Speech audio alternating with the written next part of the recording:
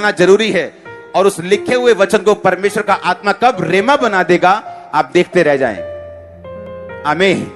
वो रेमा आपके बेबी के लिए हो सकता है, वो आपके परिवार के लिए हो सकता है, वो आपके फाइनेंस के लिए हो सकता है, वो किसी भी चीज के लिए हो सकता है। आमीन।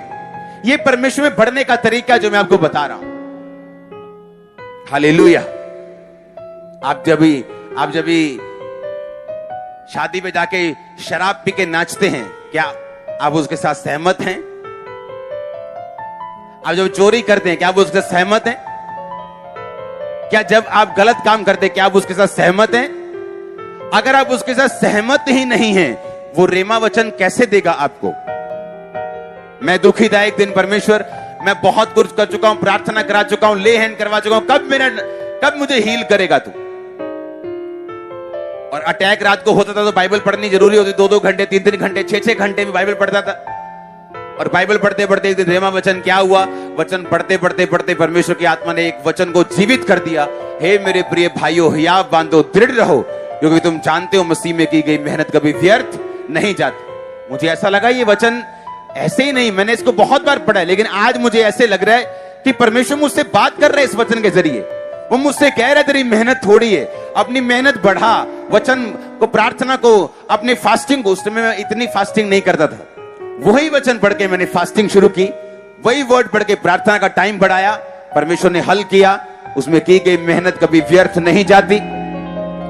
हर एक व्यक्ति के लिए रेमा वचन अलग है, वो आपसे अलग बात करता है, क्योंकि आप मुझसे अलग है, आपकी सिचुएशन मुझसे अलग है, आपका चैलेंज मुझसे अलग है, आप अलग तरह से बनाए गए, अलग तरह से बुलाए गए।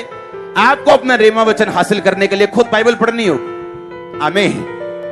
एक वचन को पढ़ेंगे स्क्रीन के ऊपर, याकूब उसका 1 बाब उसकी 2 से 15 आयत।